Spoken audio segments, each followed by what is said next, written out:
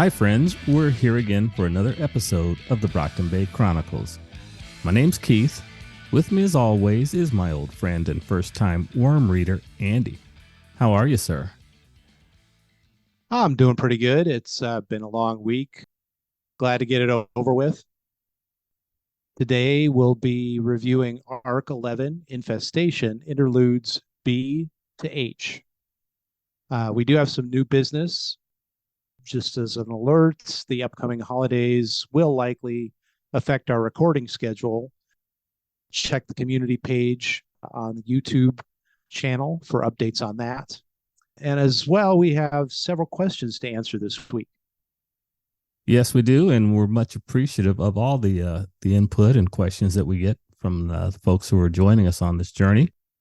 First off, we have a question from Megafire7. One of the fun things about Arc 11 is that it delves into what seems to be at least two different ways of getting powers, both through a trigger event and through a vial. What do you think of the myth arc being built up here, or maybe myth arcs in general? Well, that's an interesting question. I wasn't familiar with the term myth arc, so I had to do a little research on that. But for people like me who might not know, it's kind of an underlying theme that ties together a story. Some examples might be like Fringe, if you've watched that show back in the day, where there's all these different events that keep happening and nobody knows what the connection is. And then slowly over time, you figure out what that connection is. It's kind of like the heart of speculative fiction, the idea of what if. I don't know if you remember back in the day, Keith, but I was taking an electrical engineering course, and I learned that, I could generate frequencies from a chip programmatically. You at the time had been telling me about your RC plane interest, and that it sent frequencies from the handset to control the plane. I said, well, maybe what if you could get a bunch of these circuits like I had made in my lab, and then they could each control a different plane. You could fly like formations of RC planes. And you were just like, oh my gosh, dude, where do you come up with this stuff? But it's that idea of just, what if this might happen? What if there was an alternate dimension you could get to? Or what if the Axis had defeated the Allies, and then you end up with a story like The Man in the High Castle? Sure. What would it look like if Germany and Japan basically divided up the known world and everybody else had to kind of try to deal with it? So I think it's pretty neat.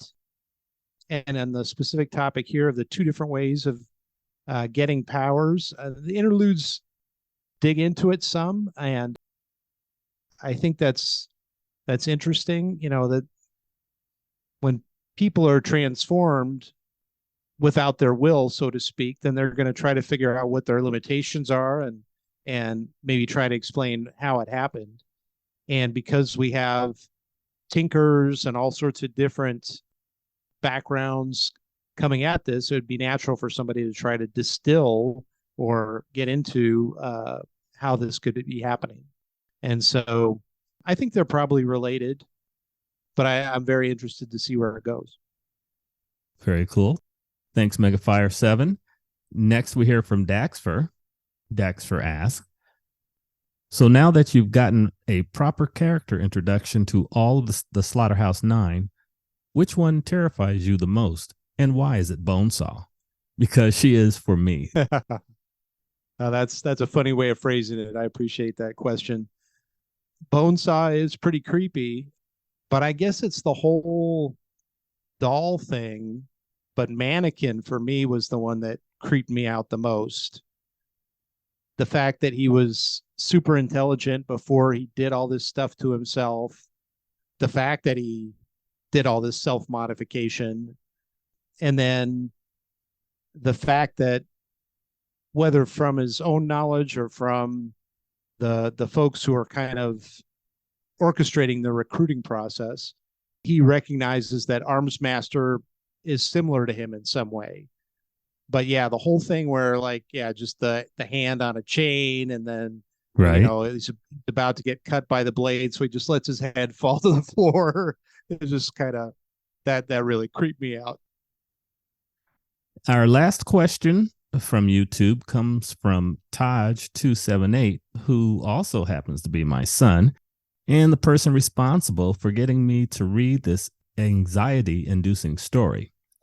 He was wondering, with Alec's power reveal and other characters revealing new possibilities for other capes, which characters do you suspect might not be showing their full power or are really far from realizing their potential so far?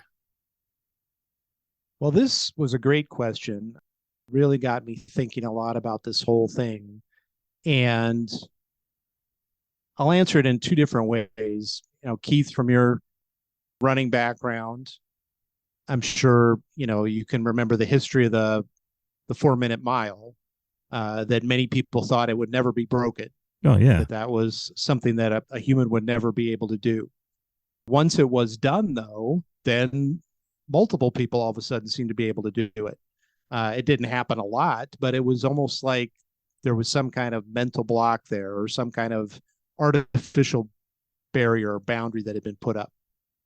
And then, referring back to Bonesaw, in that interlude, she actually gets into that the process of the trigger event is something that is filtered through the person's mind, if you will.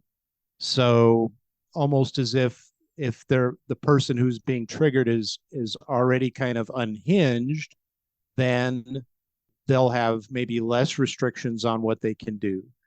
And if a person is pretty tightly wound or pretty uptight, then maybe they'll have a lot of restrictions on what they can do. Mm-hmm. It got me thinking about, we have all these electronics these days, and everyone has a different plug. And there's power coming into the wall outlet, but all the plugs have circuitry in them. And if you plug the wrong plug into an electronic device, then the circuitry is going to be sending either the wrong voltage or wrong amperage, and pairing it up incorrectly or whatever, and you won't be able to charge whatever you're trying to charge. Right. And so it seems like, and this was discussed earlier in Arc 11, there's something out there akin to almost a solar storm or something, but with intelligence and more dimensions and layers, and it's passing, where Earth is passing through it, or whatever. It's somehow interacting with people. So that's like the power coming into the wall, and then our brains are like that charging plug that we put in. And depending on the circuitry we have in our brains, that stuff is interpreted differently. And there are limits, so that if it is trying to pass through something that would be self-damaging in some way, then our brain is going to put up these artificial barriers to try to think of that. So like thinking of Fault Line with her limitation, if she was able to molecularly unbond or break down molecular bonds on human flesh, then she might have just turned into a pile of dust when she got her trigger event. She might have done it to herself because she wouldn't know how to control it. So it seems like there are things, self-preservation type things, and then probably also if you have deep-seated principles or morals, that could also enter into it. But so my answer to my long-winded answer is that I think all these people probably are not at their full potential. I see. I'm guessing that all of them have something in their personality or some self-preservation that's keeping them from doing something, just as kind of we'll see at the end of this with Panacea. So yeah, I think everybody's got further that they could go, or new things that we haven't fully discovered. Okay. I see what you're saying. All right. And the final question that we have for you is from yours truly. Which interlude in this arc did you find most compelling, interesting, or enjoyable? And which the least? Use whatever criteria you want to decide, and no detailed explanation is necessary. Well, I found them all enjoyable, but the Interlude B with Jack's Flash, just because it kind of was a cliffhanger, if you will, Mm-hmm. 2 year long cliffhanger. That was probably the one I didn't get into as much as the other ones. A bunch of the others had really neat things, and I love the way Worm or Wildbow kind of bled in stuff from one to the next, so that you could tell it was all going on at the same time. Yes. So that was really cool. I like the one with Dinah and Coil a lot. That was really neat the way that was described. But my favorite by far was the one with Panacea and Bonesaw. That really gave a lot of insight into things, and really cooked my noodle, as they used to say. Got me thinking a lot. Awesome. Awesome. Well, thanks for that answer there, buddy. I was really kind of wondering where you were, which one piqued your interest the most in this thing. And with all our questions done for this episode, I guess we'll get into our point by point. And we're picking up with Interlude B. And speaking of our buddy Jack Slash, this is who we're starting with. Jack is paying a visit to the home of Purity. And the person, she's out running an errand, getting some groceries. And the two individuals who happen to be there are her former husband's son, Theo, and Purity's baby daughter, Aster. This was terrifying. Definitely. Yeah, it's it's what we see in movies, where the serial killer's kind of invaded the house and is just hanging out with the baby or a little kid or whatever, and they don't realize the danger, and everybody else is just paralyzed. They don't know what they can possibly do. I thought it was interesting, though, the way Oni Lee was kind of brought into this. Right. That was kind of a neat twist there that I didn't expect. And that kind of explains how things went then with this. It's when people like coaches, I think, typically go on recruiting trips, they've watched tons of tape, they've prepared, they know what they want to talk about, they know what they're looking for. And if their primary candidate falls through, they usually have, I think, secondary candidates, but they're not as up to speed on it. So, he tried with Oni Lee, it didn't work for kind of a really interesting reason. And then he had to go to his secondary with Purity, and then he's kind of ad-libbing a little bit at that point. So then he gets into the whole thing with Theo. So it was cool, but yeah, it was just the idea of walking in with the groceries to find the serial killer holding your kid, your baby. Yeah. The worst. Yeah. Yes. And it was nice. I did like as Wildbow does successfully time after time, and you mentioned it, tying it back to what happened to Oni Lee. From that sniper shot, I believe it was way back when one of Coil's guys, when they were fighting before, when right. Everybody was taking down the ABB. And so, he's crippled.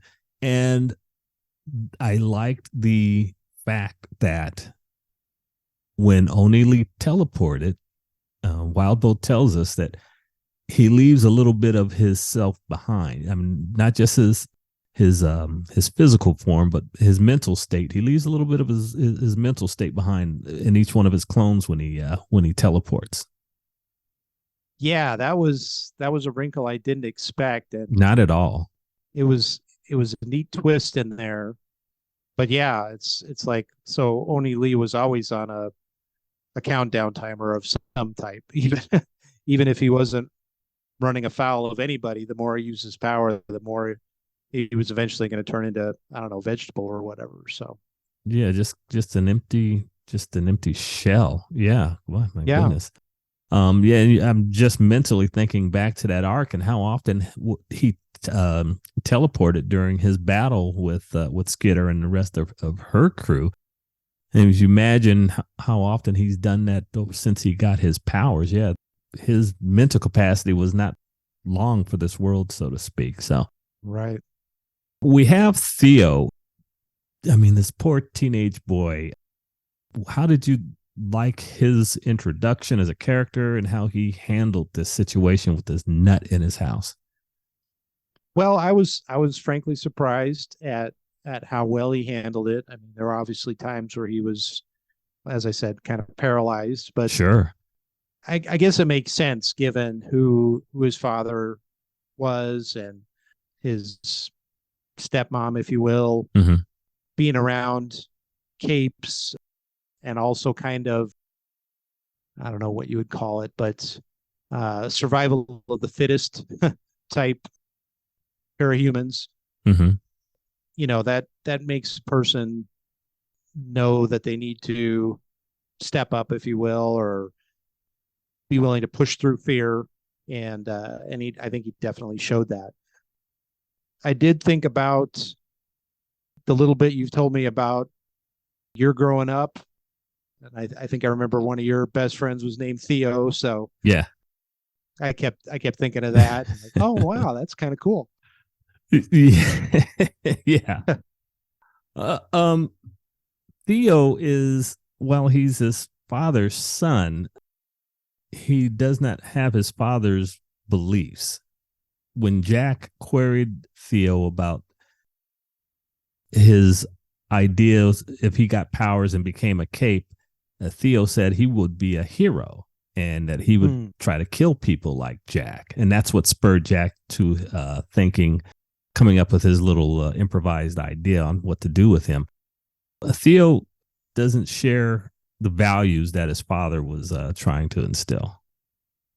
Yeah, and that's typical, right? You either have a father or a child who follows along kind of in lockstep with their parents, or you have them kind of view what the parents are doing as something that, no, that's not the way I want to go. Mm-hmm.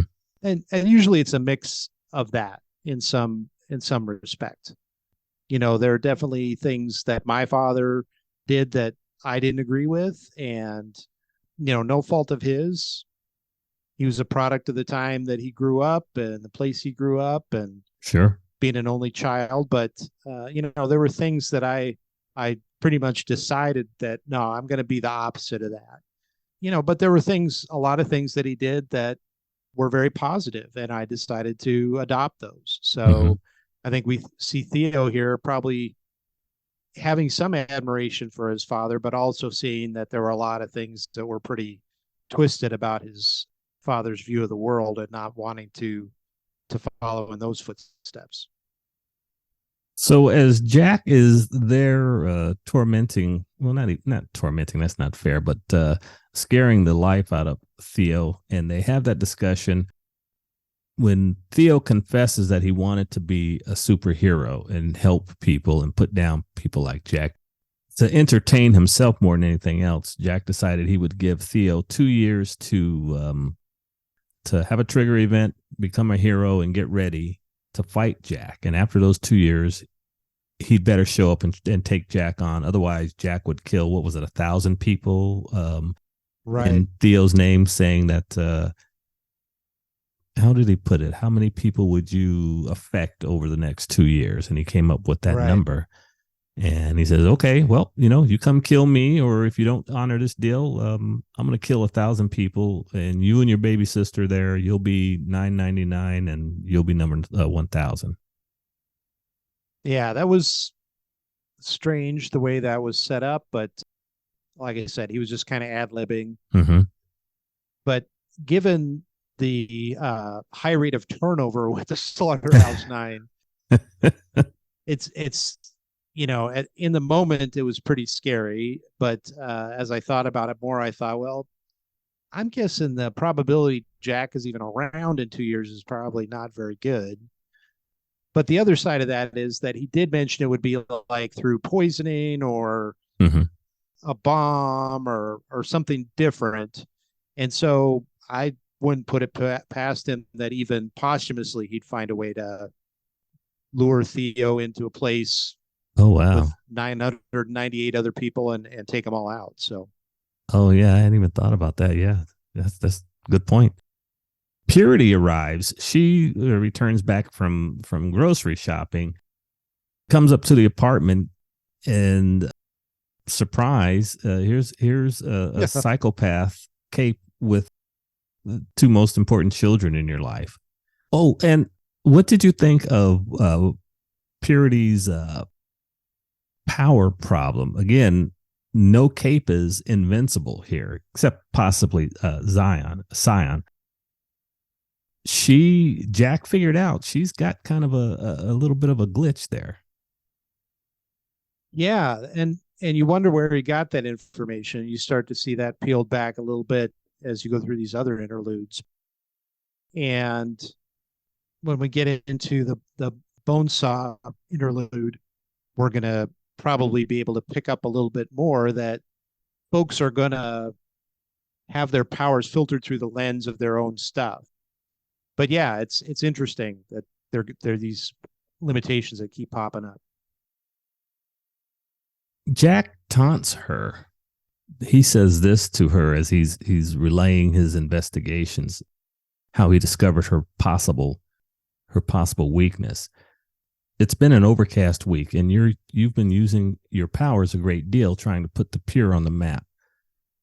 So think very hard about what you want to do next, because if I'm right and your power is spent, you might not succeed in killing me, and I would retaliate by killing all three of you. So Jack feels he's got the upper hand. Theo is urging Caden to let him go, and talks her down off the ledge, and Jack leaves her with by saying, "You need to. Theo saved you guys' life. You need to train him, get him ready to face me because I'll be back in 2 years." And he grabs the freshly dead corpse of Oni Lee and strolls out of the building just as bad as he wants to be. It makes sense that he had something up his sleeve like that. Otherwise, he wouldn't have just been kind of, sauntering around the apartment, right? I mean, Yeah. Purity was leveling city blocks and, at different times in the story. So, she's super powerful. And it just seems like she would have been able to take him out if she was at full power. So he played his card up his sleeve and yeah, was able to, like you said, just skate out with the body. And you wonder if those folks slept at all that night. Probably not. Next, we move on to Interlude C, and this is where we have Burn Scar. It begins with her doing battle with Fault Line's crew. Again, I think this is one that probably would have been very cool to see on screen. I was thinking the same thing. It was a great battle, lots of back and forth, and you're not sure. It looks like it's going really bad for the Fault Line folks, and Elle is up there, and she's power limited, Yeah, and so fascinating. Sorry to interrupt. Fascinating thing with Elle's power, how she can't just bring forth these incredible visions. It takes time for her to layer these things.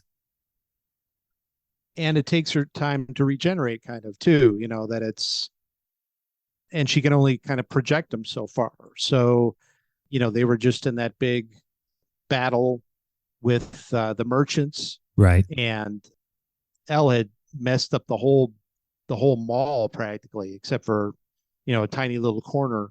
So she had really extended and is still recovering from that. But yeah, it's interesting the limitation there.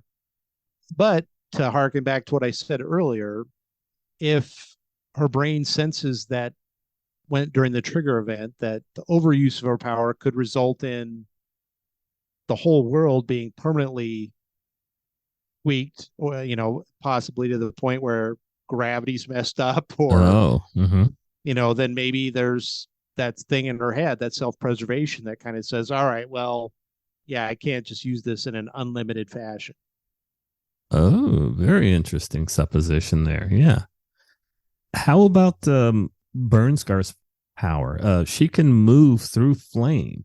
I mean, she could condense it and shoot fireballs and use it like anything else, and then she would disappear in a spot of flame and then reappear somewhere else.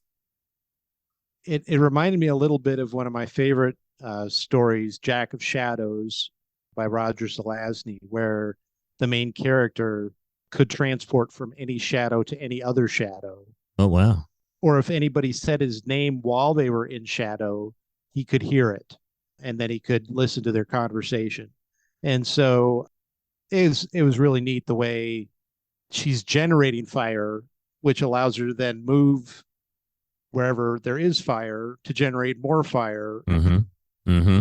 And it was really neat the way that allowed her by herself to fight the whole crew, and pretty much, she was winning. Yeah, I mean, and I mean, Fault Line's crew, maybe they're not as strong as the Travelers, but they're no pushovers. No, they're tough. I mean, especially Gregor. He's got some amazing stuff he can do. And then Fault Line, of course. And then I can't remember, was it Spitfire? Yeah. So there was another fire person there that was helping, trying to help, although it was hard for her. Can't fire with fire, but Right. and so yeah, they're pretty stout, but yeah, Burn Scar's kind of running circles around them, and even the luck isn't helping. Yeah. And then L's finally able to get something put together. So Yeah, and it turns out as we move a little further into the interlude, and after Burn Scar dispatches Fault Line's crew, and she makes her way up to visit L, and we get a backstory for them. They were comrades, friends, fellow patients inside an asylum at one point in the past. yeah, I didn't know where that was going to go, and I can't tell how it'll play out down the road. At first, I thought they were like Gregor and Neuter Case and Shamrock. 53s. Yeah, and it's possible they were. I guess who knows what happened to them in whatever asylum they were in.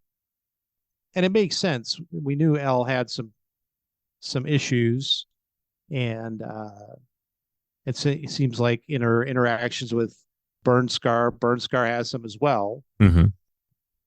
Yeah, they were in some kind of mental institution and getting some kind of treatment, and then makes you wonder if that there was some experimentation being done on them or something. I don't want to slip past this one thing about Burn Scar's power, and she touched on it. It sounds like when she starts it, it almost becomes a feedback loop. If she's near flame, the chemistry in her brain makes her want to use her power, and the more she uses her power, you know what I mean. You remember that section? Mm-hmm. And Yeah. so yeah, that was a pretty interesting thing. It gets to the point where she more or less can't stop herself. She made that statement to L, and L thought to herself, well, you can, you just won't. Well, and that's an interesting possibility. So again, going back to the Bonesaw interlude that'll be coming up, if someone who was a pyromaniac were to get a trigger event, then they might have a really hard time limiting themselves because they have this desire to create fire. Imagine a pyromaniac with an infinite amount of matches, gasoline, and flammable material. Yeah. What would stop them? How could they fight that compulsion? Exactly. Yeah. So I don't know. Maybe that's something that was kind of in Burn Scar's personality before the trigger event. Did you like the structure of this, where we start the interlude with this battle, and then we end up with another one of these somewhat quiet but intense interaction between just two characters? I did. Yeah, we had seen that start out with Bitch and Siberian Mm-hmm. at the end of our last podcast, and then we're starting to see that there's Siberian had mentioned there's a recruiting thing going on, and then Jack Slash adds to that. And so, yeah, you're seeing a pattern here, and then you start to realize as you go further that this is all happening about the same time. Right. And it makes sense because then we further learn the Slaughterhouse Nine has someone kind of like Tattletale who's been compiling dossiers on people, if you will, and trying to figure out who would be good candidates and picking the best times to try to approach them. So, or best situations, if you will. So it's neat. It's I like the pattern. It starts. I didn't pick up on it right away, but when we get to the next one with Colin, and you hear him talking about other stuff that had gone on, and then that keeps happening. You're like, oh, okay, yeah. Now it's starting to fall into place. The reason Burn Scar was there, they were friends. She thought they were friends. She had heard that Elle was creating interesting things these days since they had escaped. But yet when she came into Elle's room, Elle's memory of the bad old days in the asylum began to creep in, and she began to manifest some pretty disturbing imagery. Yeah, it's almost like PTSD, Sure. having Burn Scar there really kind of drags Elle back. And Elle seems to oscillate between good days and bad days, and that pendulum swings a lot further than it does for most people. Mm-hmm. And it totally makes sense why. To a certain extent, television and movies over or exaggerate what it's like in a mental institution, but unfortunately for my circumstances, I've been inside of those places at times, and it's not far off. Mm-hmm.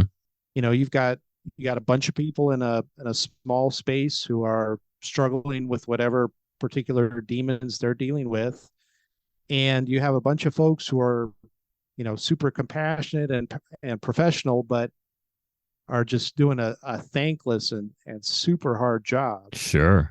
And so it's depressing to go.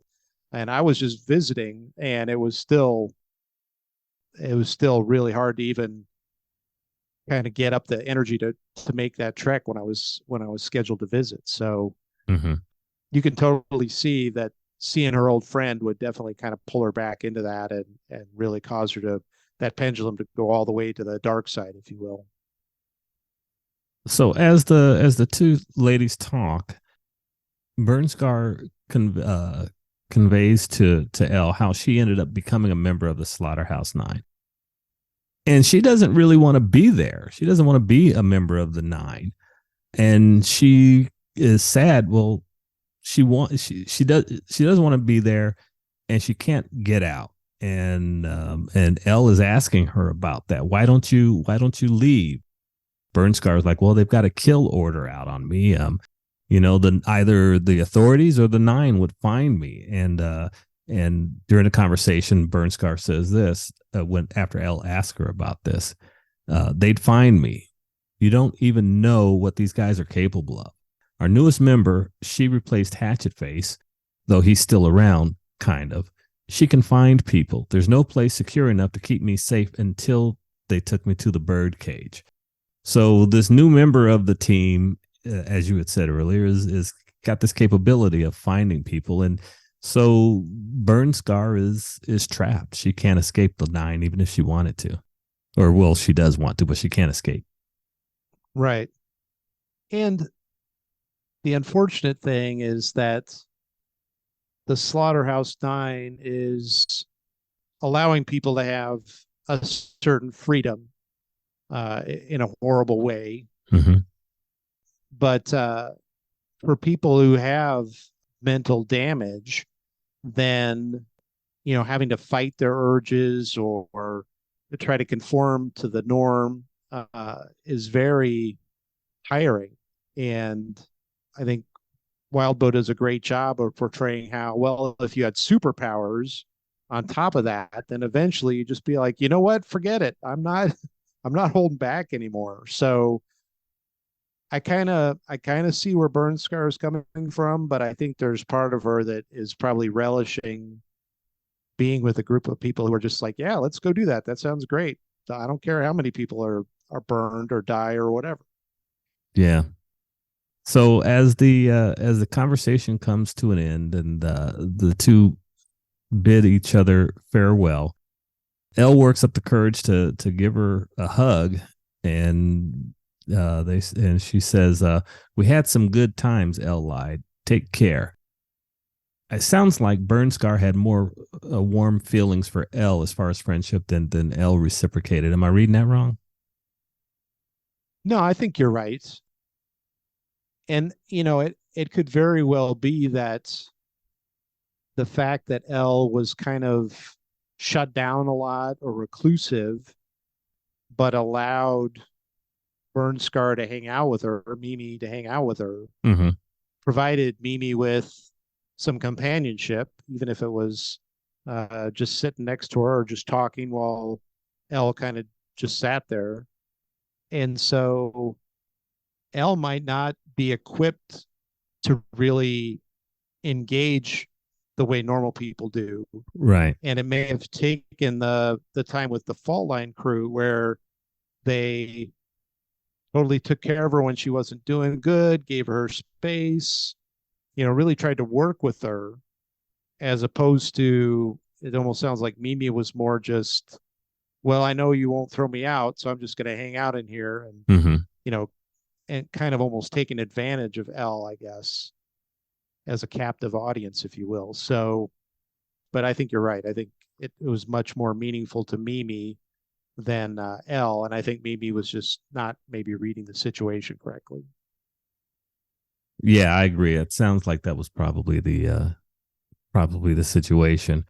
And the interlude closes with this, with Elle thinking to herself, it would be weeks before she had made up for the ground she had just lost in terms of her mental health and pushing past bad memories and bad places. She reassured herself with the thought that she would get better in time. She'd gotten there once, she could get there again.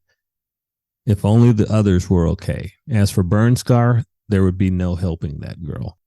And we shouldn't forget as we close out this interlude that Burnscar did apologize. She apologized to Elle, and she said she hoped she hadn't hurt her friends, which I'm going to take that as being sincere.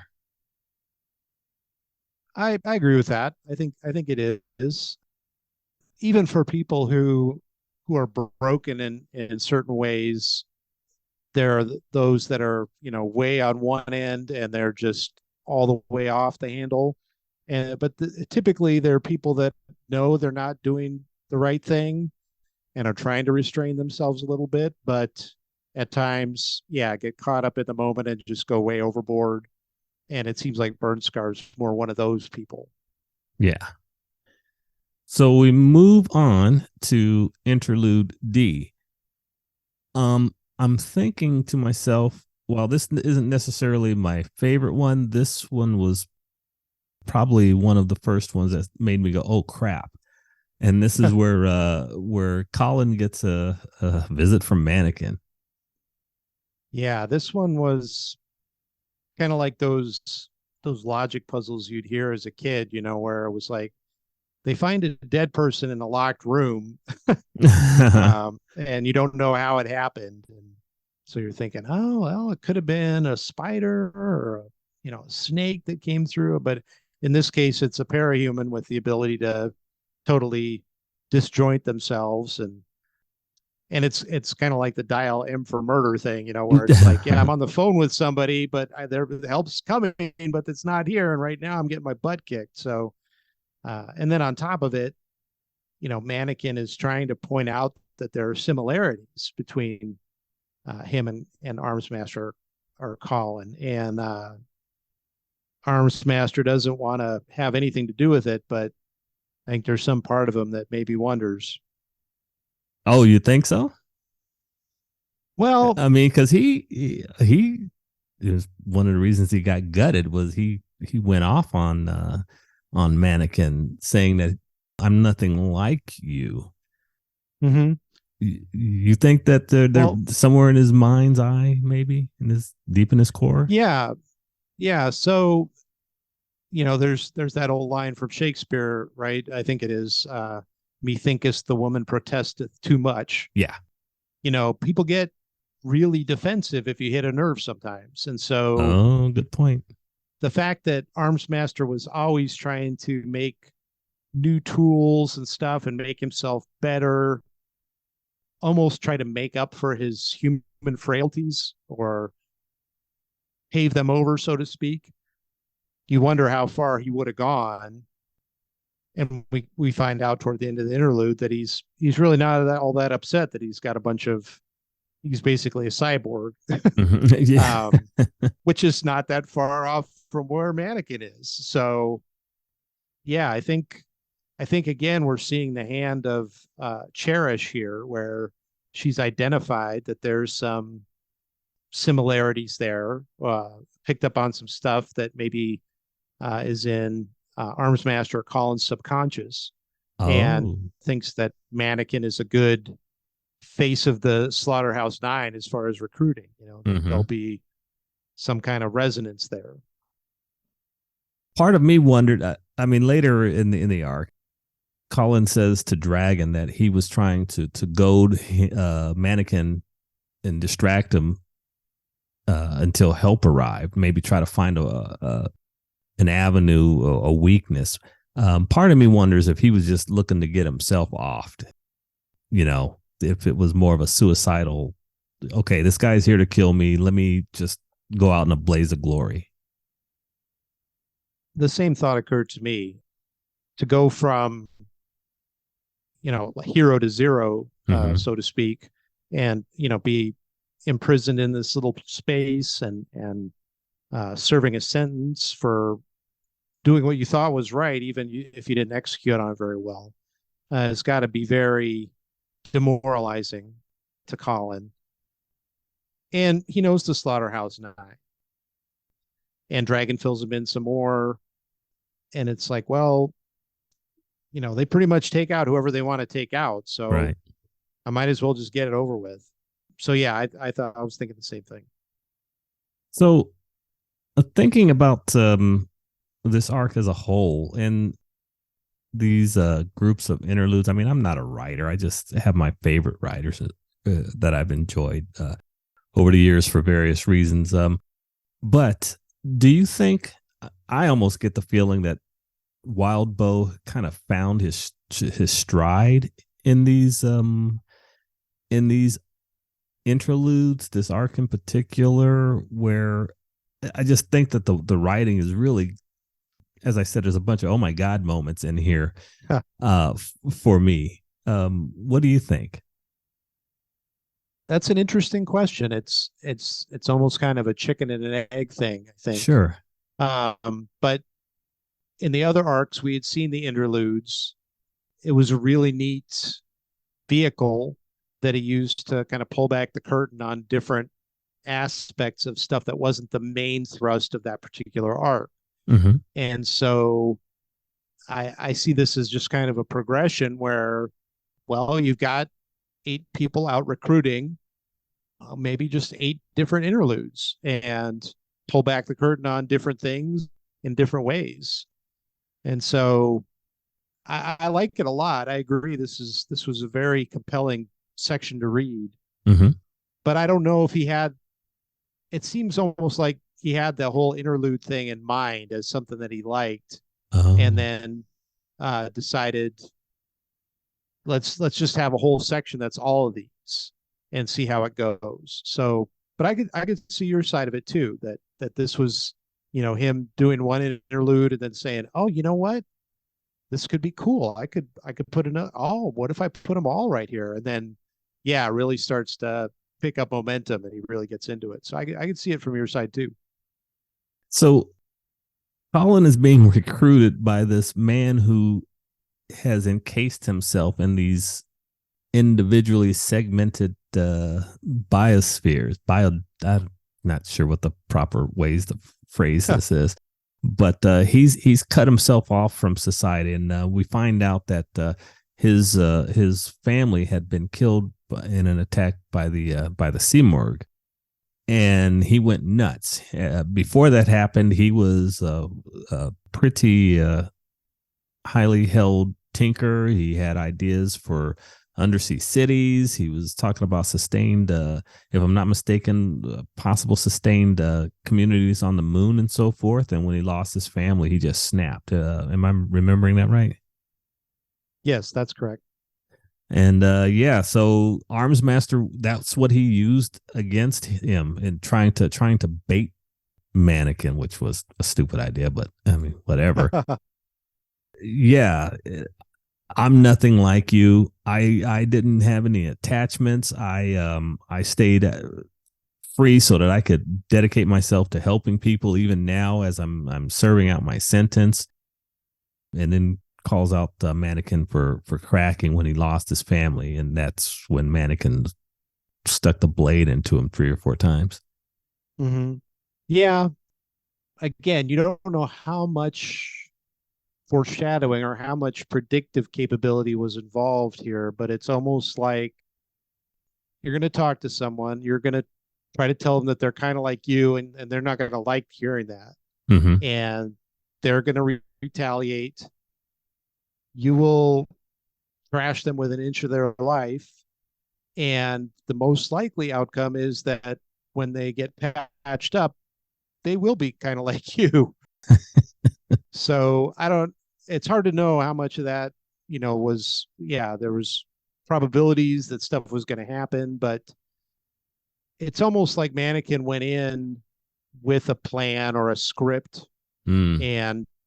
and just kind of, and it played out the way he expected. So he was very surgical in the way he disabled Colin, and he could have just decapitated him or whatever, Very true. but he did it in such a way that he would be saved, and then who knows what's going to happen from there. So Let us not forget that in the background is the voice of Dragon, and she's trying to advise Colin surreptitiously at first, but once the blades start flying, she's screaming and at one point yelling, "Oh no, Colin, wake up! I need you!" as he's passing out from his injuries.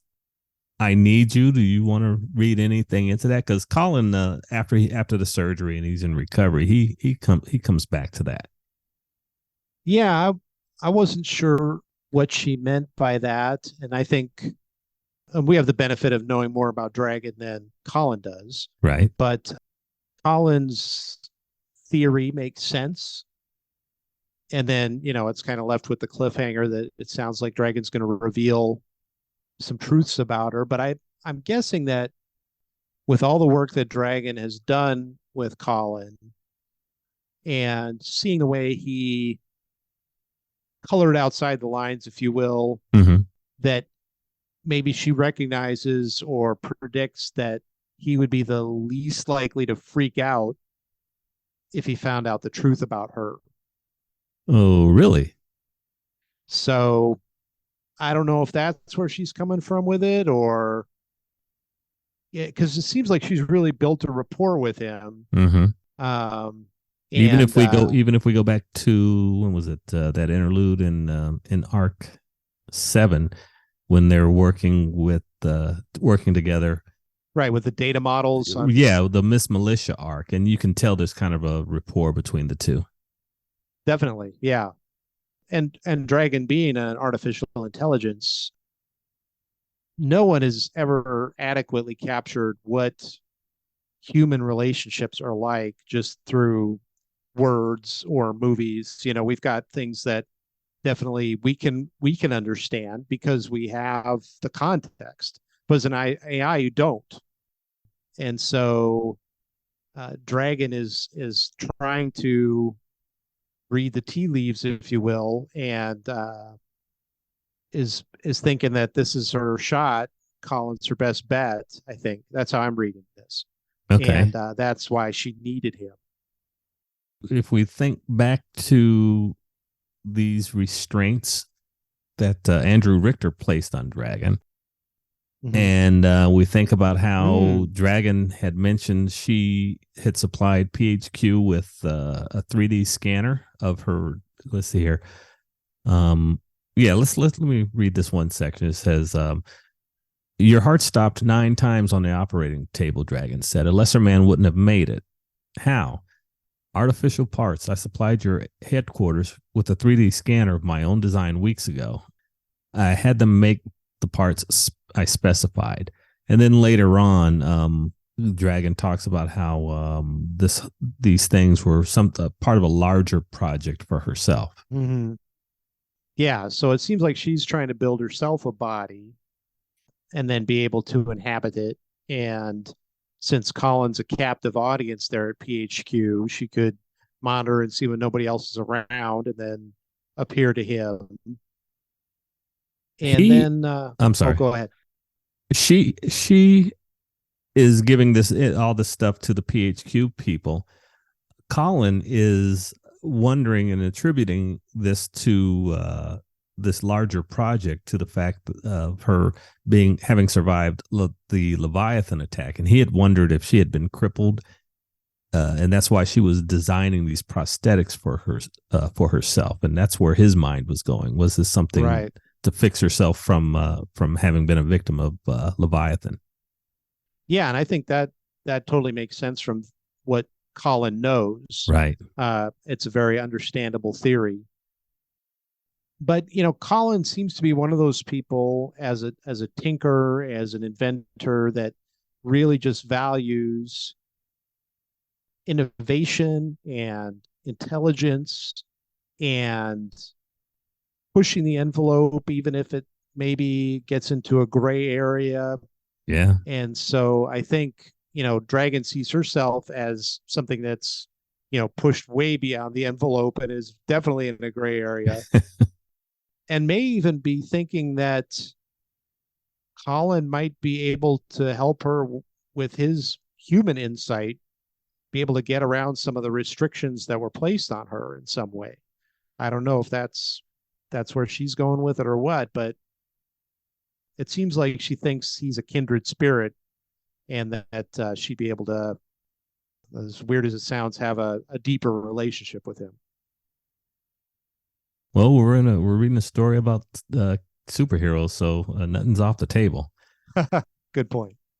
And now we move on to Interlude E, and we find out what Huckel's been up to with his new group of neo Nazis, his Aryan soldiers, the Chosen. And things pick up with him and his squad as they're training their new recruits, and suddenly they get attacked by Shatterbird. At one point, we find out why Skitter had told her dad to stop wearing. Perhaps it'd be a wise idea to not have eyeglasses on. Yeah, that would be a gruesome way to go. And Wildbow did a great job of describing that. And also, I thought it was kind of funny the way he poked fun at people who have to have their phones on them at all times, even when they're training. It's like, oh, that was a mistake. Yeah, and So, this story was written in 2012, so I mean, that was even a while yeah, ago. So things haven't right. gotten any better. Good point. But yeah, this is it's interesting to think about.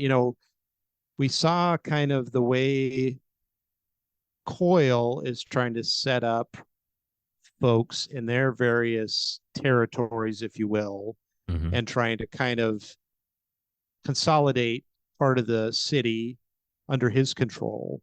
And now we kind of have the flip side of that, where we had Hook Wolf and trying to get his folks together, and they've got their little HQ here, and they're trying to build out their army. And then all of a sudden, yeah, one of the folks says something's wrong, and then yeah, all the glass flies apart. So it was neat to see the flip side of that. But then a pretty cool battle starts up between Hook Wolf and Shadowbird. Yeah, she's got a pretty amazing power. She does. The group was up there sparring, and then Cricket notices that there's something wrong. She says moments before the glass explodes. After the explosion, and some of the recruits are killed, some of them are severely injured. Cricket points out where she thinks Shadowbird may be hiding, and they go out down to the street, and they commence to have a battle. I did like the description of exactly kind of how Hook Wolf's body, how his power works, the metal core that exists inside himself. That was really interesting, and I especially liked how he kind of extended a fire pole for Cricket to slide down on so she Yeah, could join him on the street. But yeah, he kind of reminded me of the second Terminator movie, you know, the liquid metal. right. And so that was pretty neat. And how he kept trying to come up with new things, but then also how I think it pointed out really well how the parahumans can rely on their power so much that they don't think about things like metal doesn't really work good on glass covered surfaces. Yeah, And how his traction wasn't very good, and they can get too reliant, thinking they're, you know, all powerful, if you will, and then realize that, oh, maybe not, that was a bad idea. But yeah, it was a great battle, and again we see the tactic of, well, if you don't join us, then we'll take out everybody you like. You may be exactly. invincible, but they're not. Yeah, And so it's, I mean, and it makes sense. You know, these folks have been around. They've killed whoever they've wanted to, whenever they've wanted to. It doesn't seem like there's been any attempt by the Capes to rally folks around like they do around the Endbringers. You know, there's no concerted effort. And I'm guessing that's because the Slaughterhouse Nine, if they lose somebody, they just recruit somebody new. There's always somebody who's never off ending kilter and pull. willing to. Yeah. Yeah. One thing though, I do have to nitpick about Shadowbird, and that was that I always hate it when people say things like, I've recruited more than 5 people. It's like, just say it was 7. I mean, you know, or 6. It's like saying, you know, well, my GPA was almost 3. Well, Yeah, what was it? So it's a politicians, I guess, because of the election, you hear that kind of thing, you know, all the time. You know, sure. I saved the country almost $1 million. Well, how much was it? It was 543,000. Well, that's over 500,000. But why don't you just say over 500,000? Well, it doesn't You sound know, as good. It doesn't go as well in exactly, my campaign literature. But anyway, exactly. once again, I like Wildbow giving depth to somebody who it would be easy to make a two-dimensional character, because you can just point out how wrong his ideology is. Yet in this instance, once again, we as Hook Wolf is thinking, at one point he wonders if he was born too late. You know what I mean? Mm. If he'd have been better off being a gladiator or being in one of the great wars, and where that kind of strength and ruthlessness would be more acceptable. It's better, to my thinking. Yeah, like I said, the ideology is wrong and sucks, but the character is still interesting. Yeah, there was a cool book by Michael Moorcock, I think, called "The Warhound and the World's Pain," Hmm. and there was this one character that, yeah, he was just, all he knew was war. And you see a similar kind of thing in a lot of war movies, you know, where people come back from combat and they have trouble integrating in society because, Sure. as horrible as war is, it's kind of, a lot of the challenging things in life are kind of stripped away, right? It's just kill or be killed, you know, and so you don't have to worry about somebody's feelings necessarily, or, you know, whether people will accept this, or or whether it's okay to decide to set my yard on fire, or my neighbor will get mad, Mm-hmm. and so you see them go back to what they were doing, even though they hated it when they were there. It becomes kind of, it's What they know. obviously, yeah, it's what they know, and it's boiled down to a bare essence kind of. And so you don't have to think about a lot of the stuff that's really hard to come up with easy answers for. It's always attack or retreat, or or defend. So I get where he's coming from. How did you like Cricket's momentary momentary ability to shut down some of Shatterbird's power? That was pretty neat. Unfortunately, it was short lived, Yeah. but it was. You wonder how the shattering happens, right? It could be something along fault lines deal, with molecular bonds being broken down, and it just works on glass, Mm-hmm. or created. But it seems like it's more related to sound in some way, and that's how Cricket picked up on it. The glass was singing, so Right. there's some kind of frequency or something involved, and so it seems like, yeah, Shatterbird's come across that kind of attempt to disable her, if you will, and so she carries a gun, Mm-hmm. so she's got two avenues of attack, and when one person's distracted, in this case with Cricket, is distracted with one attack, then the other one slips through. So Yeah. What did you think of this exchange? Or Hookwolf says, and here I was thinking you'd won the lottery with powers, incredible range, fine control, devastating force, versatility, and all it takes is the right noise and it all falls apart. And Shatterbird says, guess the men who bought my powers should ask for a refund. And then Hookwolf kind of blows that off, but we as readers know there's something more to that statement. yeah, that's kind of circles back to the question from the beginning of the podcast, and Mm-hmm. the stuff that went on with the merchants, Gregor and Neuter, and so you wonder what's going on there. But unless you're going to, do something like Dr. Manhattan or Superman or Scion, as you said, it really disrupts the balance of power. And so you've got to have vulnerabilities in there Right. to make it provide that tension, to make the story, to Compelling. have it draw you in, yeah, to help it develop. So, Scion is kind of Superman and Dr. Manhattan rolled into one, but he's just flying around doing stuff all the time. So he's usually too busy to, jump into all these little things. And so he's out there, but you don't have to worry about him Mm-hmm. as a villain. You can fly under his radar, so to speak. Right.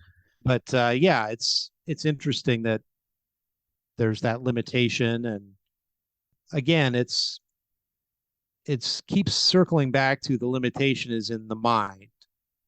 That but again, if Shatterbird's power had been such that she could have the ability to blow up all glass or whatever, then that could have been a problem with self-preservation too, especially if she was in a lab getting this stuff done. Oh, I see. So, maybe there was something about that during the trigger event or something. So Shatterbird says the Hookwolf, join us, come accept these tests that we're going to do as we recruit you. And if you do, we won't kill your people. And after some giving it some thought, Hookwolf agrees to join, and saying to himself he could join now and basically try to take these people out at a later date. And that lines up with his warrior nature, right? He's not giving up the fight. He's just kind of taking a tangential approach that yeah, I'll pretend to join kind of thing. So that makes sense. I thought that was good fit. Good response from him. It fit with his character. And so that brings us to the end of this interlude, and we move on to interlude F, which I think it sounds like maybe both our favorites. And this, gosh, this thing needs to be a television show. I mean, this is an extremely visual interlude, and we're there with Dinah in at Coyle's base, and she comes into Coyle's office and recites to him that there's a X amount of chance that she's going, a percent of chance that she's going to die in the next 30 minutes. And that sets Coyle's hair on fire. He knows that she wouldn't interrupt him. And as we see, as we go through this interlude, I think he knows that she is totally repulsed by him. Mm-hmm. And so she wouldn't willingly come into his presence unless there's something legit. So, but yeah, he really ratchets up the intensity pretty quickly, realizing what must be happening as he asks, very direct questions to try to get a better picture, and realizing that something's coming there just for them, that his place is the target and everybody is in danger. I love the way Wildbow described Dinah's power. Yes, And it's easy to visualize that. The descriptive writing makes it extremely easy for me to, in my mind's eye, see how how her power works. Definitely. And it also shows how powerful a combo it is with Coyle's power when she says, all of a sudden he knows something that he should know. And she's apparently told him something in one of his branches that she doesn't remember telling him. Mm-hmm. They really make a potent combo, but it also points out how similar to Tattletale, Dinah has this limitation that stuff can get overwhelming. All the cascade of probabilities can get too much. And I was thinking earlier that Coyle had just kind of hooked her on drugs as a way to manipulate her. Mm-hmm. But it's really self-medicating. It's a way for her to kind of keep things from getting too real, or her getting too caught up in something. And I think that he did deliberately hook her on drugs, and now is that what you're saying? I'm sorry, maybe I interrupted too soon. I think he hooked her on drugs, and now she relies on it to help her. A, she didn't want to go through withdrawals, and B, it does take the edge off the use of her power. Yeah. So I guess I was probably attributing too many good thoughts to Coyle. He probably went and saw different ways to try to maximize Dinah's effectiveness and also keep her under control, and then fell on the idea of drugs. I see. But I think there's a good side to it for Dinah. She talks about when Coyle really pushes her, where she basically induces the world's worst ice pick headache, and then looking at probabilities, she sees that and feels that headache over and over again. Another feedback loop. Not unlike the feedback loop with way back when, Burn Scar, and I was reaching back for Skitter in her first time out in the bank robbery, when Panacea had the Black Widows and was setting up the feedback loop via them. But maybe Burn Scar is the more apt comparison.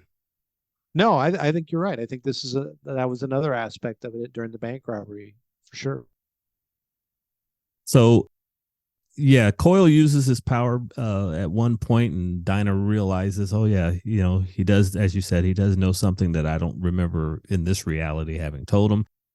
He begins to marshal his forces. A couple of the travelers are there, and he informs them. I believe it's Trickster and Sundancer and Oliver. And it's like, hey, Crawler is incoming. He's about to attack the base. My pet has told me this thing, and I need suggestions on how we're going to deal with this. Crawler. Let's talk about Crawler. Do you have any insights on that, on Crawler? He's kind of an enigma. There's not a lot of interaction here other than, roaring and crashing. So we don't know, we don't get near as much insight as the other interludes provide of the Slaughterhouse Nine that those are involved with. But he's almost sounding like he's on the path to turning into an Endbringer. He throws himself into things because when he takes damage, he eventually becomes immune. He becomes stronger. Mm-hmm. So he almost is suicidal just so that he can get further and further pumped up, but it never goes away. And so you wonder, how invincible is he going to get? Right. But you also wonder how, I had trouble picturing how he interacts with others. I guess it's kind of like, Burn Scar and the other interlude being able to kind of dial it back and interact normally. But if the right input was there, that she could go off the handle.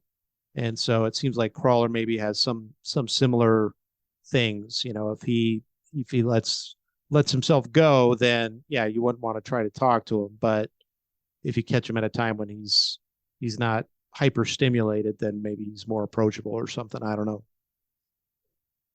As they're running out of time and the 30-minute window is closing, Coyle forces Dinah to do the one thing that she really doesn't want to do, which is go full precog and find a reality where they actually survive. Again, another really well written portion of this interlude.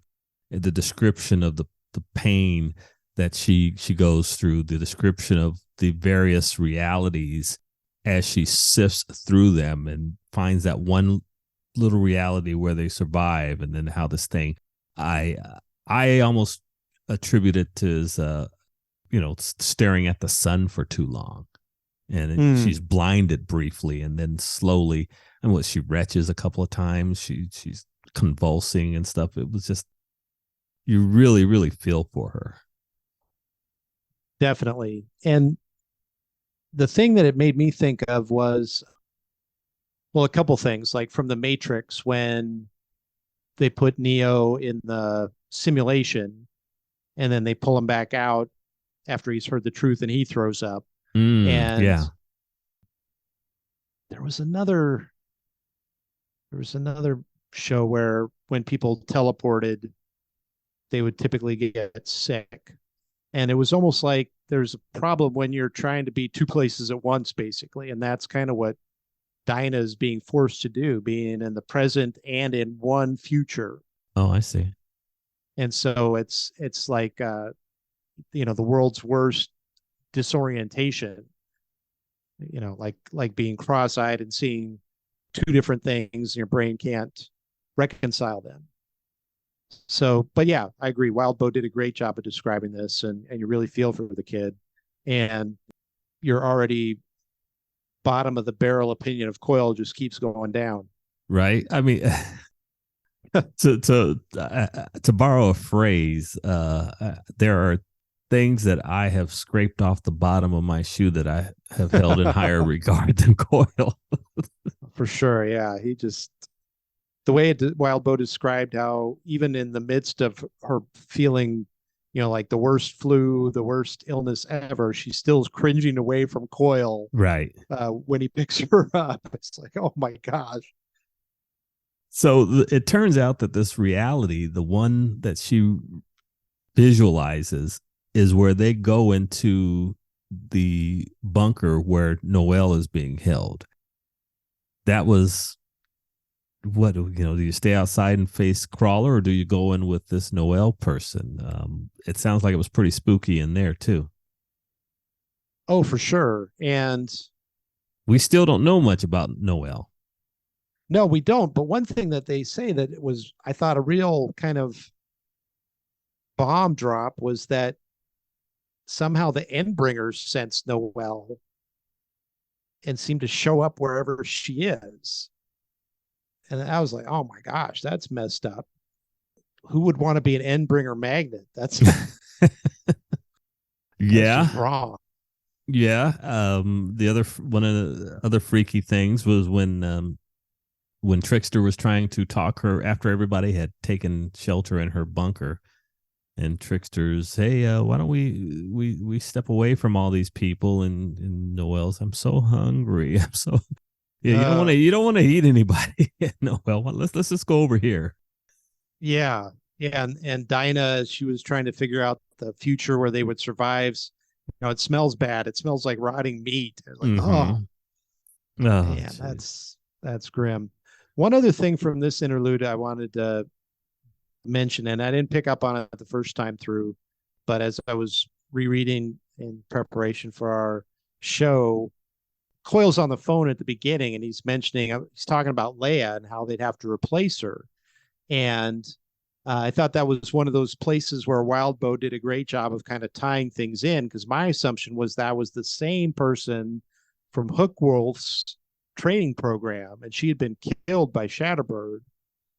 And Coyle was putting spies in the other villains' groups if he could to try Man, to keep tabs on I completely missed that. them.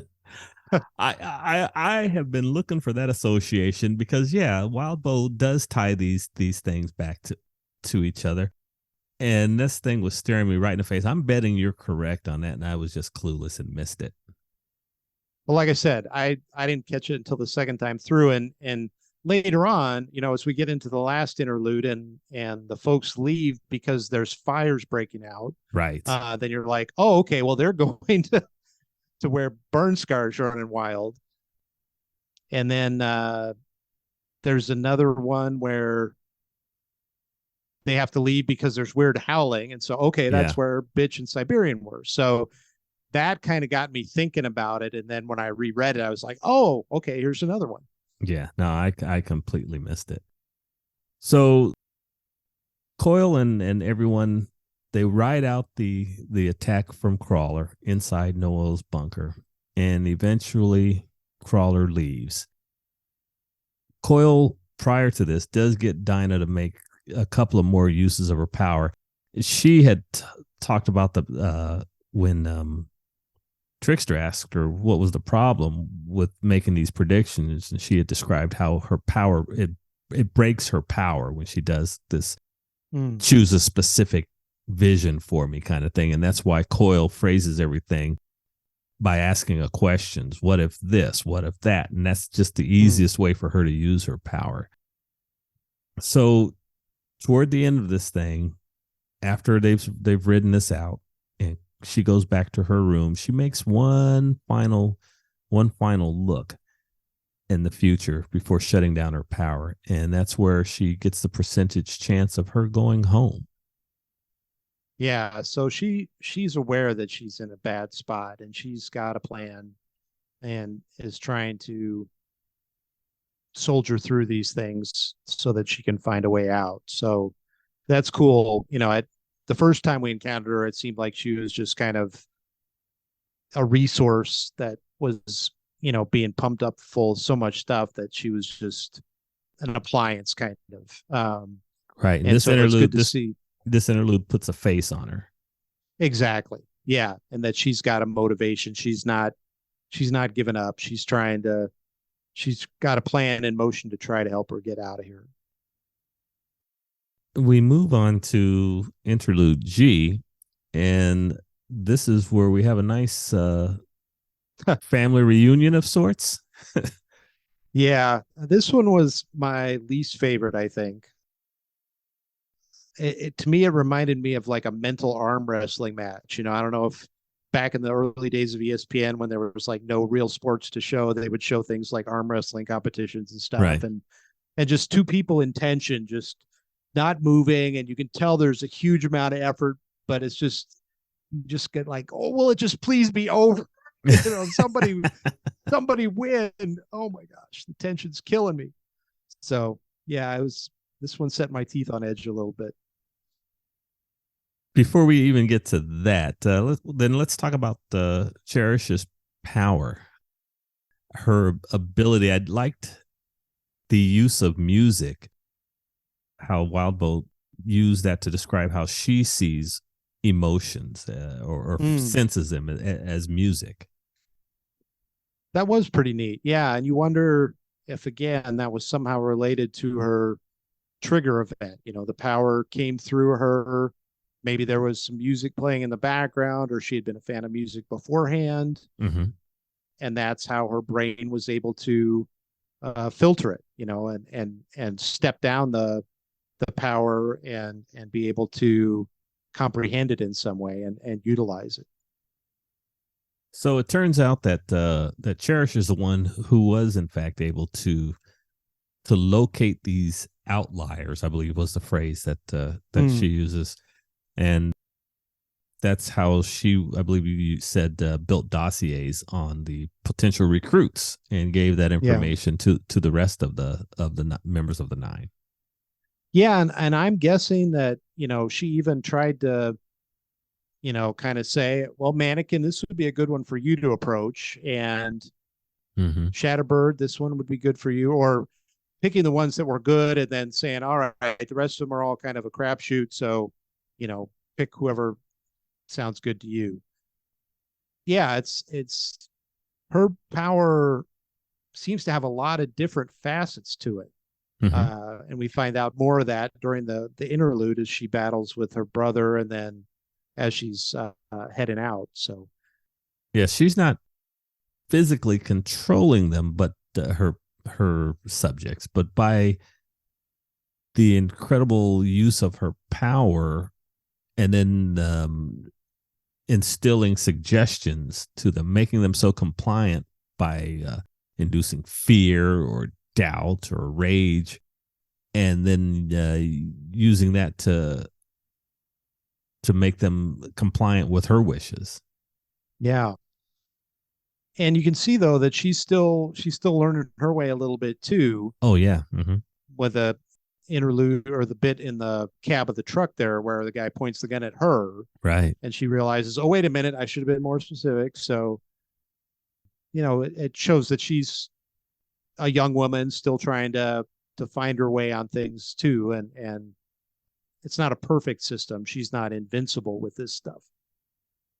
And I think I agree with you. I mean, this wasn't a bad interlude, but it was pretty low on the chart as far as enjoyment when stacked Mm. up against the others. I mean, we got a lot of information, and the character Cherish is okay, but the dynamic between her and Alec, it just kind of, I won't say it landed flat, but I was the least intriguing when stacked up against these others. Perhaps if this had been set aside in another arc, Mm. when not directly compared with these others, maybe I'd find it a little more entertaining. But I was just kind of meh with this one.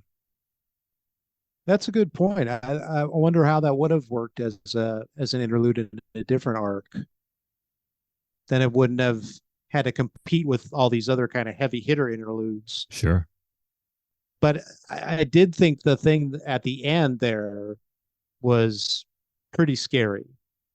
If she could get to the point where she could manipulate and basically have all the Slaughterhouse Nine wrapped around her finger, Yeah. oh my gosh, then instead of a bunch of free spirits kind of just going off and doing whatever they want, and every once in a while saying, oh yeah, let's collaborate on this destruction over here, you would have an intelligence pointing them and driving them in a singular fashion, and that's pretty scary. Yeah.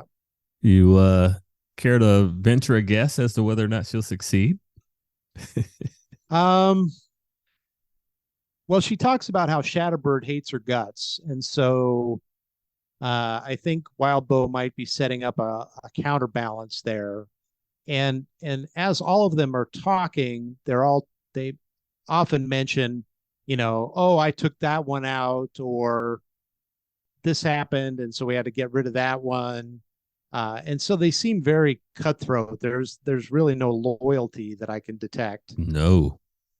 and so I could I could picture a thing where Cherish would mess up a little bit, and then somebody just say, "That's it. You're freaking me out. Goodbye." And you know, she might try to then control Shatterbird to stop her, and Shatterbird, instead of sending glass, shoots at her, and Mm-hmm. so I don't controlling one person, I could see that, but controlling the other, hopefully they're eight for their name, Mm-hmm. I don't see how she'd be able to pull that off. So my prediction is no, she will fail if she tries. Okay, cool. All right. We'll see what happens with that. And that brings us to the final interlude of this arc, and one of the most compelling. And we're seeing things when Bonesaw comes and visits Panacea. Oh, geez. This was horrifying and sad and heartbreaking all at once. This one did really whipsaw the emotions, that's for sure. I mean, Mannequin freaks me out for some personal reasons, but Bonesaw is a very close second. Right. A cute little girl covered in dried blood that is just like, oh, I pulled the heads off the grasshoppers and tried to stick them on other grasshoppers to see if they would still live. And you're like, oh, wait, but you're doing it with people? Oh, and parahumans on top of that. Oh, great. Yeah, this is lovely. Everything's fine. And then the way it started off with Amy finding out who her dad was and harking back again to the bank robbery scene. Mm-hmm. Yeah, that poor girl. I mean, she's just in a tough situation as kind of the adopted member of the family. She finds out this horrible news, and then she's a healer, but she can't heal her adopted father. And everybody resents her for it. So it's just a horrible situation. And then in walks Fugly, and it's just, whoa, all right. I thought it couldn't get worse. Yeah, the setup for this, where she finds the letter, and we were looking inside her head, and all the self-doubt that she had, and recognizing the resentment, I guess I should say, that her adoptive mom and even Glory Girl are having for her not healing her father, her adopted father. And so she says she does the best she can by trying to do more than her share of taking care of Mark. Brandish, and what happens is Brandish and Glory Girl, as you said earlier, they get news about the strange howling going on in the docks, and they take off to go investigate that. And then the curly-haired sociopath with the scalpels shows up and begins trying to recruit her into the Slaughterhouse Nine. Yeah, and we get to see Oni Lee again. In a manner of speaking. Yeah. Jeez. Totally made me think of Voldemort from that first Harry Potter movie where his face is coming out of the back of the other guy's head. It was just yeah, so grim. And she's all happy that it took me 4 hours of work. Oh, that she could be cranking these things out. And then sure enough, she is. Oh, just real disturbing imagery here. Yeah. Yeah. What was it? The murder rat, Bagoda, hack face, or Hatchet face. Hatch job, or what, the amalgamation of Oni Lee and Oh, right. Face. Yeah. So Bonesaw is a biological tinker, whereas Amy is a regenerator, or I mean, she's a healer. She can actually manipulate biology, so they're not exactly the same.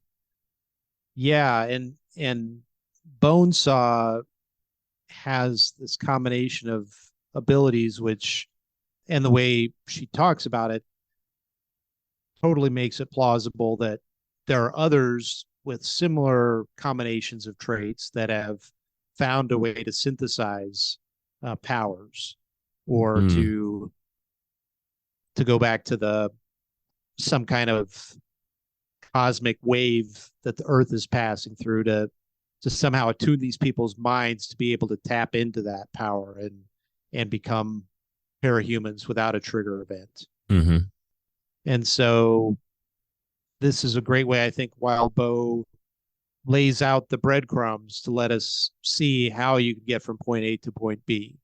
And that, oh, if there's somebody like Bonesaw and she's describing all this stuff where she's, you know, doing creepy things like you would with a car diagnostic, but with people and trying to get them to trigger and then measure what happens in their brain. Going full Dr. Mengele. Oh, yeah. Yeah. It's just horrible, beyond horrible. And just showing that here's somebody that, and she even talks about how she's with the Slaughterhouse Nine because nobody else would give her the freedom to be this kind of twisted butcher tinker that she is. But then she starts talking about how these limitations might be mental blocks, and Amy seems to agree with her in some way, and it's hard to tell until the very end of this how that worked. Yeah, Bonesaw in her perverted, sick way is investigating. I believe she said she tortured a couple of people to the point where she got them to trigger and had them hooked up to computers and was able to record some of the brain activities. And this little murderous nut does have quite a bit of information on trigger events. Yeah, I think it was 20 to 30. Oh, yeah. So it's just like, oh my gosh, are you just, pretending to be the poor little girl, luring somebody in and then hooking them up to your torture devices? Just, oh, I've got time for one more today. Yeah, I'll do that. It's just so messed up. And if she, I don't know, it just, the more you try to look into that, the creepier it gets. But then she, again, kind of like the mannequin and Colin thing, she's like, well, you're like me. Right. And Amy's like, no, I'm not. But part of Amy is kind of like, well, what if I am? Because she's dealing with the self-doubt and fear from having discovered that her father, her biological father, is Marquis, a murderous villain. Right. Yeah. And with some other stuff that you're not sure about, because she had mentioned, I don't remember if it was in the bank robbery episode or arc, but she had mentioned at one point that she was blocked from working on people's brains. But, she's starting to wonder about it. Right, because Victoria, on a couple of occasions, we know that she questioned this block. It's not so much that she couldn't, she just wouldn't work on the brain. Yeah. Yeah. And then when her adopted dad, Mark, is mentally incapacitated and she's not able to do it, then they're like, if there's even a chance that you're choosing not to do this, you suck. Right. And they're just, really giving her the cold shoulder, and, the mom won't let her out of the room. Yeah. It's just giving the hard stare and stuff. And it's just like, man, this is this horrible environment. We find out that that she hadn't wanted to take Amy, and that it was between Brandish and her sister, whose name is escaping me.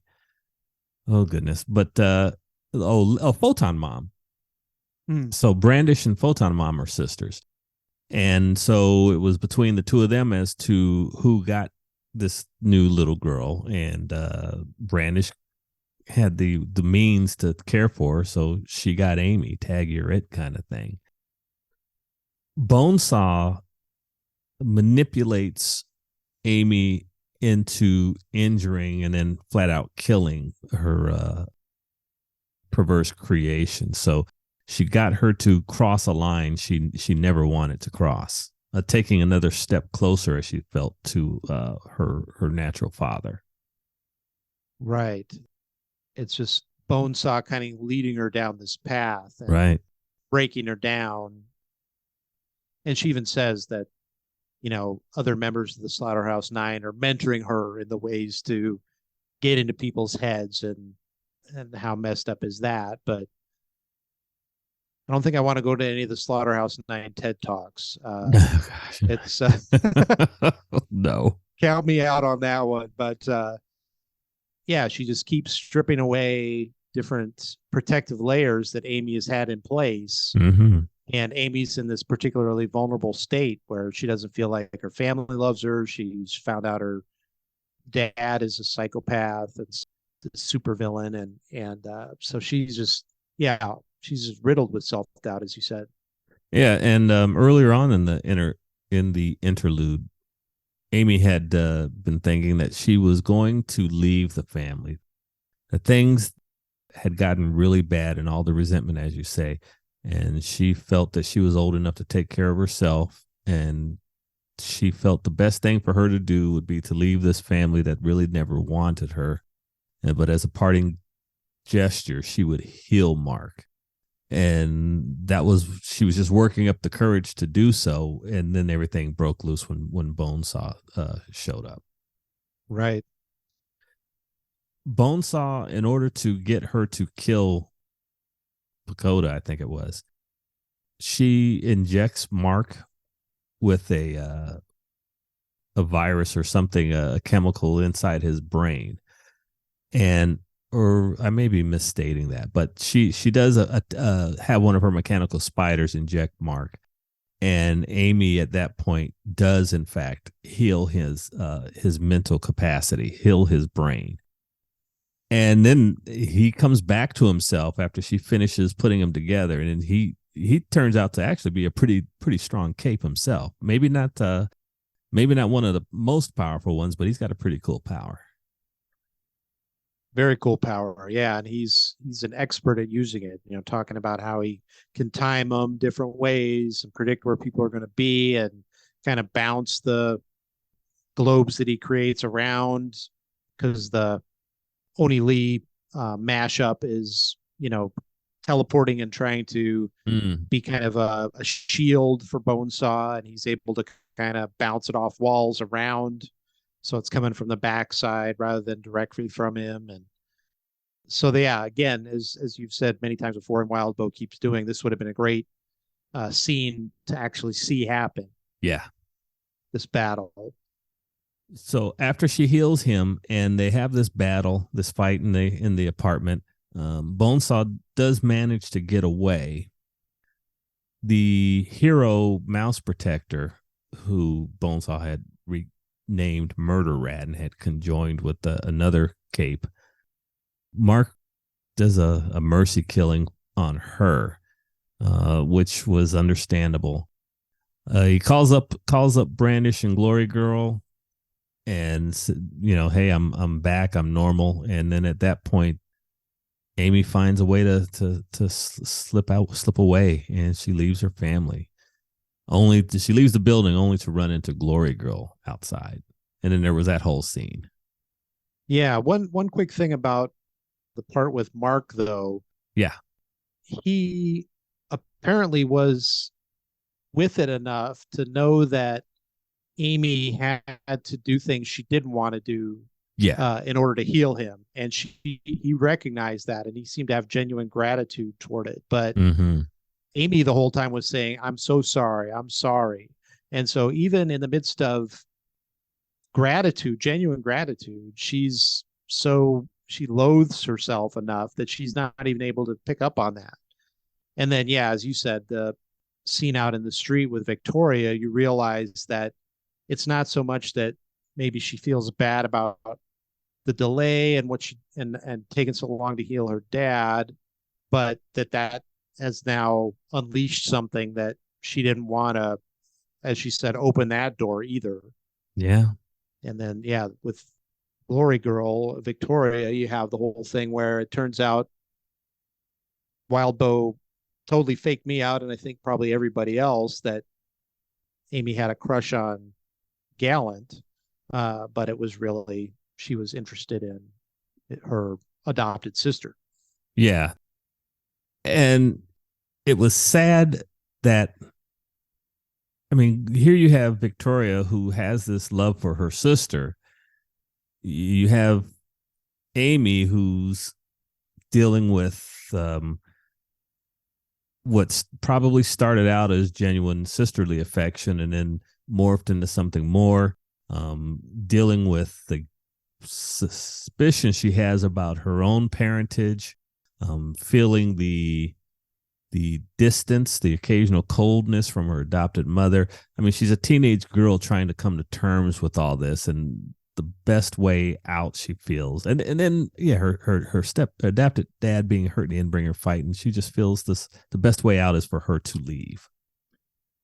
Yeah, because it's just the well's been poisoned, Yeah. and the only way to clean it up is to cross lines that she knows are a really bad idea to cross, and then she gets forced to do that by Bonesaw, and then sure enough, she tries to manipulate her sister. That was She almost an messes with her brain. involuntary. That was an I took that as an involuntary reaction. Am I wrong on that, or do you think that was a deliberate? I thought she, when Victoria came in to hug her as a sister, Amy's reflex action was to make that happen, that change. Well, it's hard to say. I think Amy knew that it was going to happen, or at least was Mm. very concerned that it was going to happen. It might have been involuntary that it actually did, Mm-hmm. But but she suspected she might let yeah, herself do that. once she knew that she could do it, Mm-hmm. and had the comfort level with brain manipulation, then somebody that was that had that deep a longing for love and connection in a twisted way, it's not that different than the burn scar with her pyromania. Mm-hmm. It's just it was there, and she went for it, kind of thing. And she knew she wouldn't be able to resist it, and that's why she kept telling her, "Don't come near me, don't hug Right. me." That's why I left. But there was part of her that wanted it to happen, I think, because she realized I could have hid, then she wouldn't have found me. But instead, she walked right down the middle of the street, even though nobody else is on the street, and her sister can fly. So, Yeah. This just introduces a whole nother layer of complex feelings. yeah. Glory Girl is put off extremely by this. She starts questioning, as you said, were you jealous of Gallant for this reason? You know, Mm, Amy's begging her, let me fix this, please. Come back, let me touch you and fix this. Let me undo what I did. And Victoria's like, no, no, I don't want to see you again. And there goes the last good relationship in this poor girl's life. yeah. And then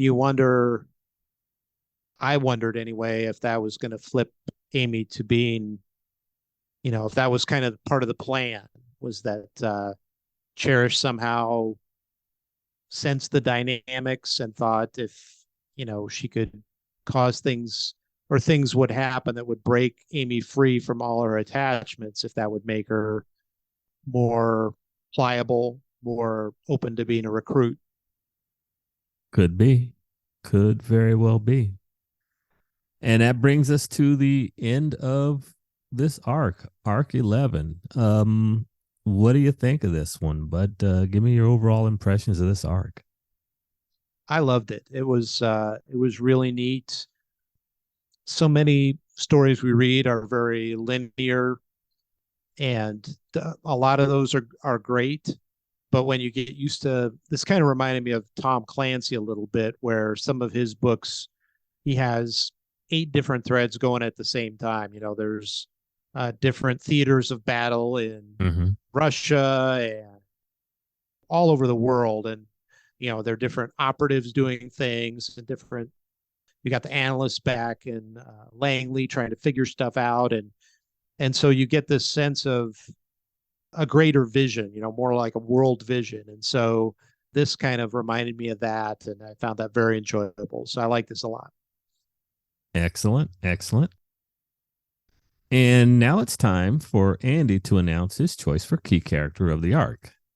Whether hero or villain, cape or civilian, Andy will identify the characters that stood out to him, whether it's for good or ill. Andy, who's your selection and why? Well, this was a tough one. There were a lot of super interesting things in here, lots of things to latch onto.